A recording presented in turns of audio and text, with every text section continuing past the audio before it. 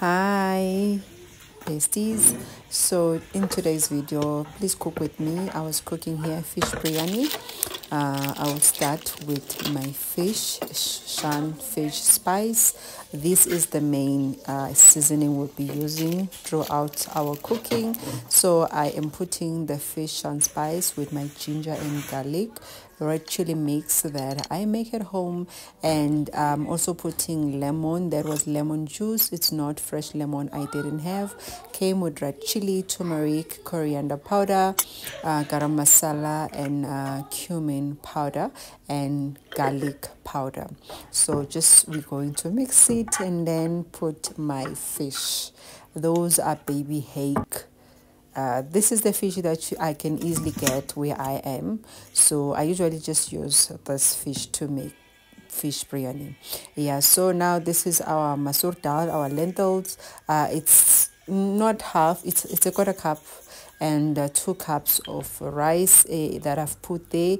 Now ngiza with my chili flakes and cumin powder, and I am going to put salt. So much salt, guys.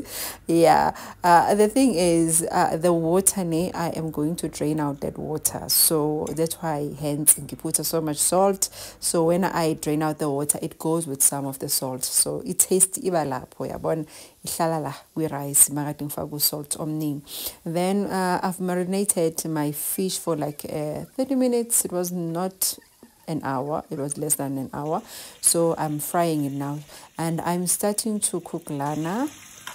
We cooking now our sauce for a fish. Ngifake green cardamom, ngafaka mustard seeds and cinnamon stick. So I'm coming with my 2 onions. I am going to fry it until it's done, and I came with my ginger and garlic again, little this time, not so much, and our marinating sauce, the sauce that we made to marinate our fish earlier on. I put back that. Now I'm finishing up the pocket of the shan spice packet. Yeah, and then the oil you just saw me putting it's where I was frying a fish. Now I've came with my, I think it was 4 or 5 small tomatoes that I've blended. Yeah, now I'm just gonna fry it up until I see the oil is coming up. This is my imli sauce that I have made also at home. You can just take a little bit of imli imli and put it, but it's really optional.